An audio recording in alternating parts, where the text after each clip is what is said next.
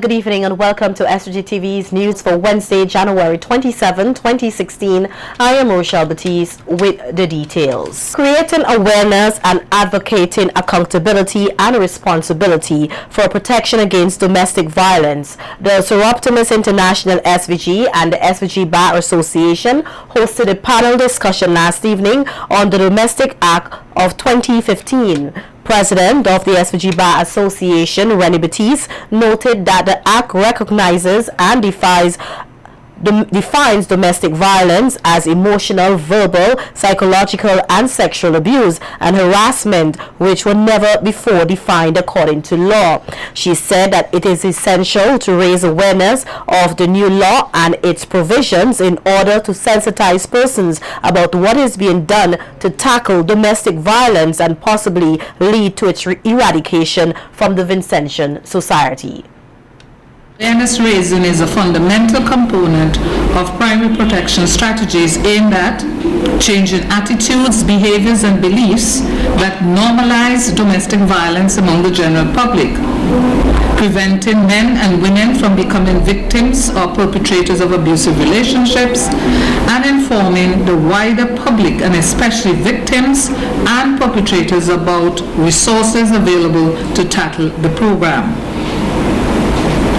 Awareness-raising campaigns are recognized as the most effective and efficient means of communicating information, especially to the general public. Here in St. Vincent and the Grenadines, as being a member of Seroptimus for such a long time, and knowing that the Bar Association had an interest in this legislation, as practitioners you are faced sometimes with certain difficulties, and we were invited to the Select Committee of Parliament in relation to the formulation of this law. We thought it most important that we share this information as much as possible. The Act is noted as not creating something new but addresses the shortcomings of the former Domestic Violence Act. According to Barrister at Law Paula David, the new Act hasn't reinvented the wheel but instead makes it work better. The shortcomings of the existing Act is that it only applied to people in a residential union. So if you were married, you could get protection under the existing Domestic Violence Act. If you were living together as common law husband, you could also get protection. It didn't contemplate the fact that a lot of people are in romantic relationships, but they don't live together, and they have never lived together.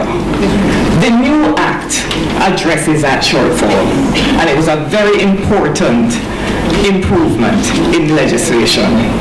According to David, the major improvement of the new Act is the recognition of economic abuse, which is the withholding of financial support in order to control someone, while noting that this is a much needed addition.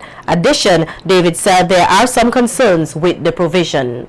I'm inviting us as lawyers to look at the economic abuse provisions to see if you think it goes far enough. I'll tell you why I am concerned. A wife or a husband in a legal marriage have a right to be supported by the other party. All children, regardless of whether they're born in or out of wedlock, have a right to be supported by their parents. Somebody in a common law relationship has no right to be supported by his or her partner.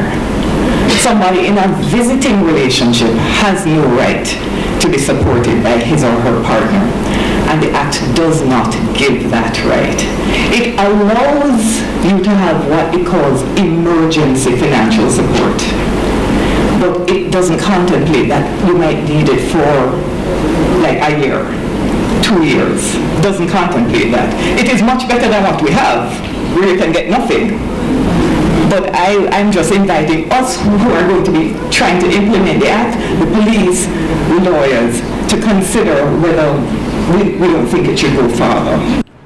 Meanwhile, speaking on the role of the police in addressing domestic violence, according to the new act, Police Superintendent Ruth Jacobs said that all police officers are trained to deal with every matter pertaining to domestic violence, noting that it is compulsory in the new act for the police to take action on any instances of domestic violence. Superintendent Jacobs said that whether the report is made by the victim or on behalf of a victim, it must be acknowledged. The domestic violence report, according to this act, must be taken in the form of the name of the parties, the relationship and sex of the parties, information relating to the history of domestic violence between the parties, the date and time of complaint the complaint was received, and the type of abuse, and if a weapon was used. And if in a case where the victim received an injury, the police is responsible for issuing injury forms so that the victim can go to the doctor with those forms, and the doctor will write his or her findings on the form and give them back to the victim. Commending the work of the police over the years as they are a partner in effectively dealing with the issue of domestic violence, Coordinator of the Gender Affairs Division, Polly Oliver, says while reports show that mostly women and girls are facing abuse in different forms, more and more men and boys are becoming victims of domestic violence as well. Making note of the provisions of the Domestic Violence Act, Oliver said that like women, men are afforded the right to report violence against them. Assist the person who has suffered injury and ensure the welfare and safety of a child or dependent who may be on the premises, and therefore that is where they would send them to the crisis center, or send them to us so that we can work on their behalf. Everybody that experiences domestic violence goes to the center as we see it, then we don't need any kind of security that we're putting in place. So sometimes we have to define, we have to screen. The police may send a case to us, but when we screen the person in terms of doing the assessment, sometimes they're not high risk. Just the boyfriend and the girlfriend get vexed, they get a fight, they go to the police, and they want protection. And in the first place they think of is a crisis center. It doesn't operate that way. You have to go through the process because you're talking about security. And so there are some problems, but we are trying our best to make sure that we provide the level of security that survivors really need. In other news, the Society of Persons with Disabilities is continuing with its efforts to assist persons with disabilities here to live a full life with dignity. SVG-TV's Balvin Oliver tells us more on what the organization has been doing to achieve this in this report. Disability is not inability. These are the words of Patricia Comerbatch, the president of the Society of Persons with Disabilities. Speaking with SVG Television, Ms. Comerbatch outlined some of her plans for 2016. Some of these plans include training programs for persons with disabilities, which will assist them in gaining employment. One of the quickest program we could start with, is the computer training program, because we have already, that is has a lab separate by itself. Okay, so that is one of the first one we're going to begin for this year. And once we are trying our best to source a trainer right now on a voluntary basis, and to help persons, with disabilities and non-disabled persons who are interested, in computer training, knowing about the computer, how we want to use the computer and so forth. We're expecting some funding from a funding agency also towards that, to help us to link to have internet, the whole computer, internet and so forth. So that's maybe one of the first one, we may be able to start with, as soon as funding becomes available. Ms. Comerbatch added that her organization not only focuses on issues facing persons with disabilities, but also work with various government ministries to prevent what she calls needless disability. That is also something that, we aspire to do, to educate the public. We work along with the Ministry of Health, we work along with the different organizations, promoting, the prevention of needless disability. When we have our like rally on the road and our we stress the importance of like things like persons wearing seatbelt. When we like have program and training like workshop and so forth with different clinics, we stress the need for parents who are like mothers who are pregnant to eat nutritional food and help to prevent things like mental retardation because of poor nutrition and all that. So all that is part of our mission. According to Comabach, our organization faces various challenges such as funding for programs, as well as finding its own space to conduct training programs for the disabled. Okay, we need a space. We really in dire need of office and not so much mainly the office, but area where we can do our skills training program, because we used to do our skills training program in the back.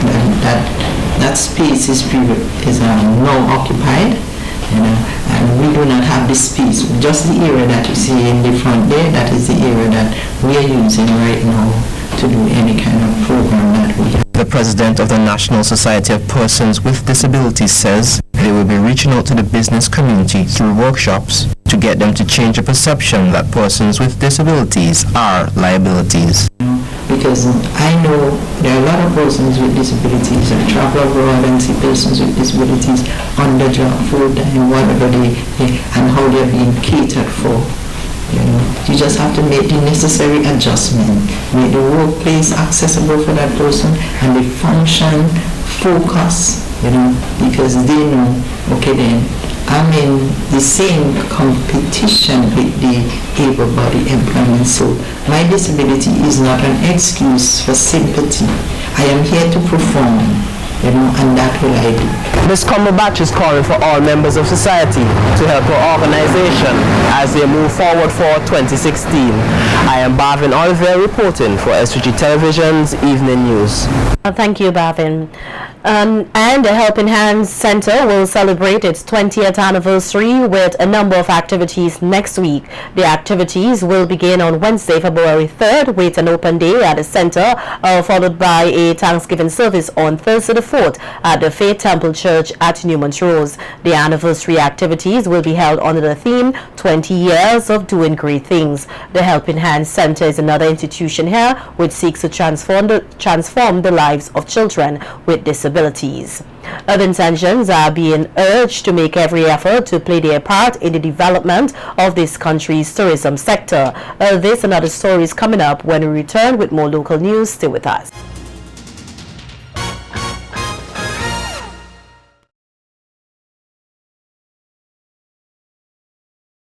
Welcome back. Though it is not certain if the Agali International Airport will become the savior of tourism here in SVG, it is well poised to play a major role in the development of the sector.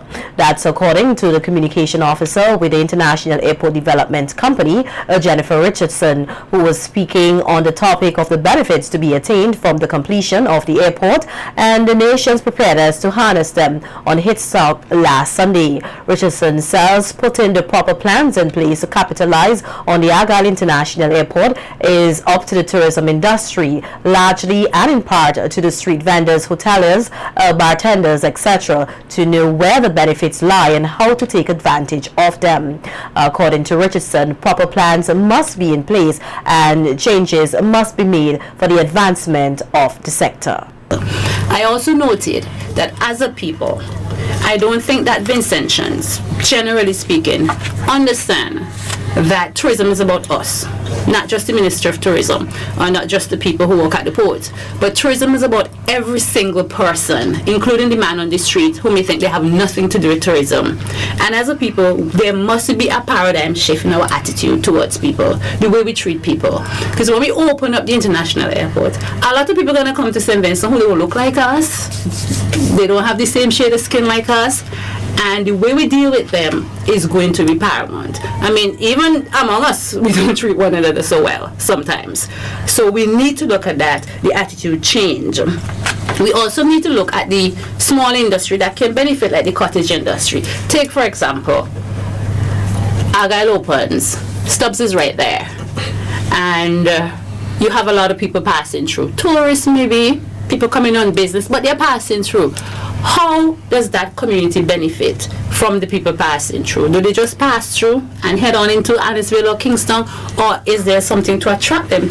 The communications officer says the IADC has done its job and that the government and people of St. Vincent and the Grenadines must realize the important role they will have to play in attracting and maintaining a bustling tourism industry.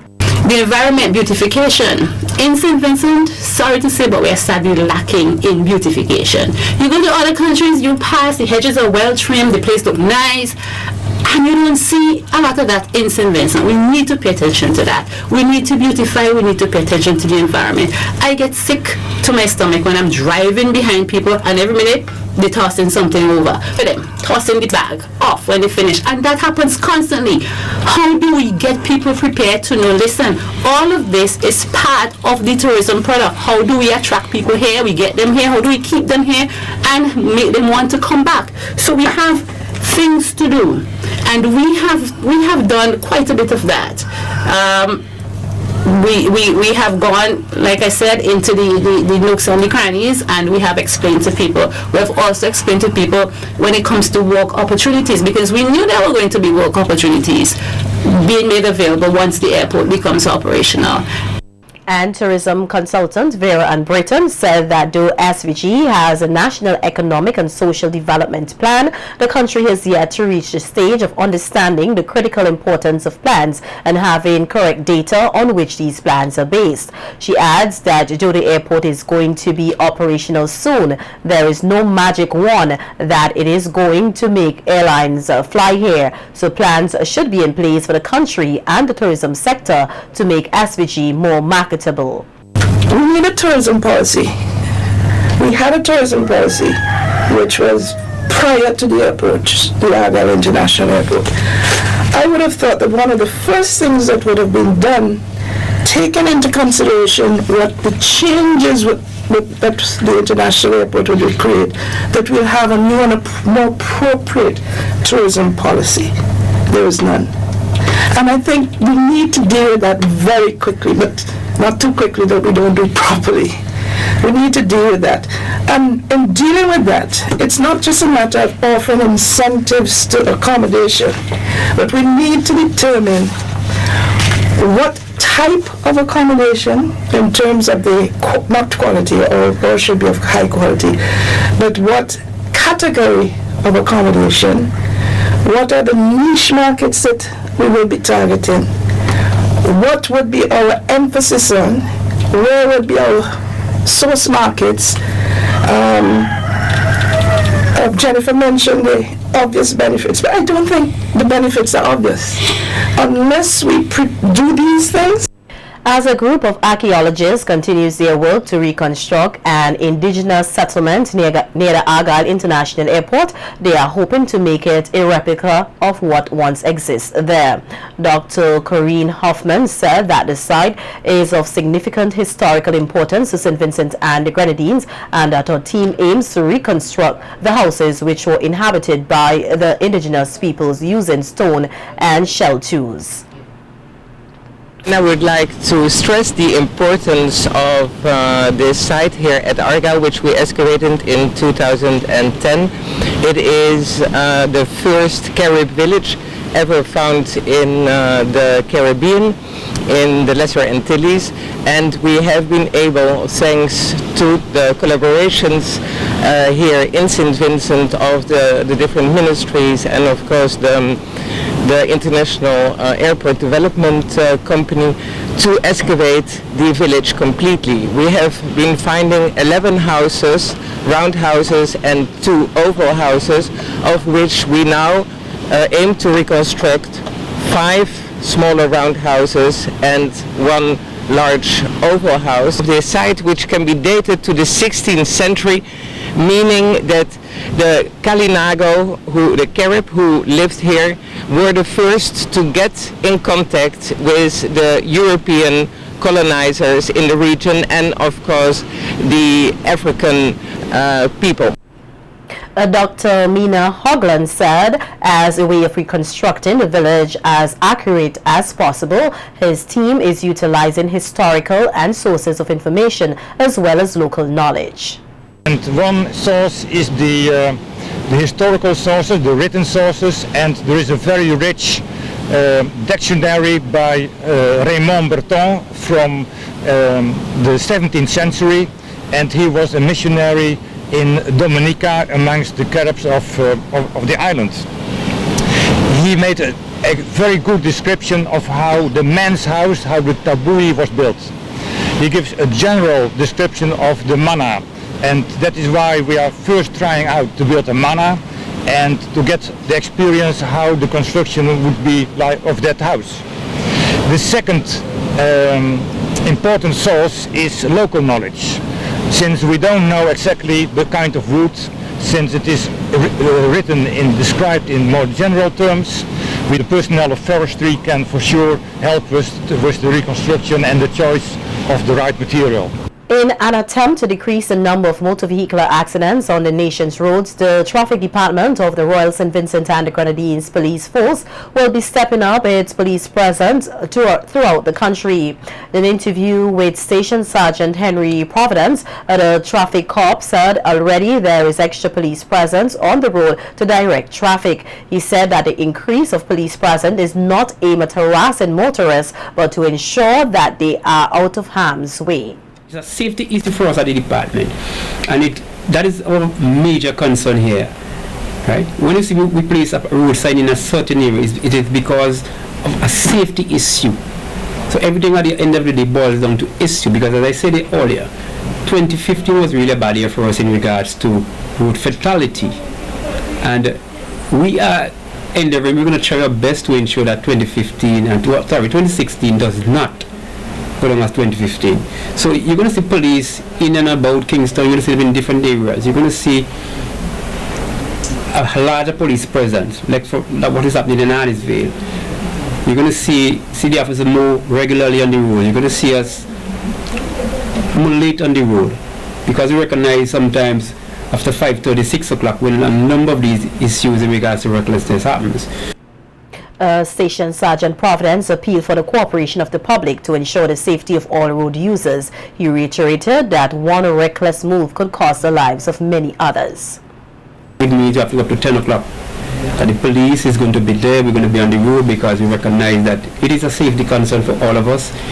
It is an issue that is not for the police alone. The police alone cannot come down on recklessness. The public has a part to play in this. It has to be a collaborative effort on the part of all stakeholders, and in this case it is the police and the public. So the public must be concerned, just as how you're concerned when there's a murder, where there's a rape, you must also be concerned when there's an issue of recklessness on a road, because one issue of recklessness could cause 18 lives, could cause 20 lives, so you must be also concerned. It must not just be that's the rule for the police. The public has a part to play. And I'm appealing to the general public to, when you see issues or where there's infringements of the law, to feel free to call us at the department. Do not be afraid, you don't have to give your name, but you see an issue, come to us. Last year, this country recorded 15 motor vehicular accidents with 25 fatalities. In other news, the New York-based non-profit humanitarian organization GEMS Hope for Home for yet another year brought cheers to 80 families by providing them with food packages in December 2015. The communities which benefited from GEMS' latest effort are from the East, Central and West Kingston constituencies on mainland St. Vincent. Packages were distributed by a team of volunteers organized by Anicia Batiste, who has worked along with GEMS on the ground here at SVG over the years. The organization, headed by Carl Simmons, is made up of Vincentians living in New York and has been engaged in this and other initiatives over the last 4 years, serving various communities in St. Vincent and the Grenadines during this time, including North Windward and North Leeward, Central Leeward and Mariquar. In addition to home care supplies, GEMS has provided medically related supplies to community clinics, as well as Louis Finette home as it carries out its mandate. GEMS wishes to thank all volunteers for their continued support.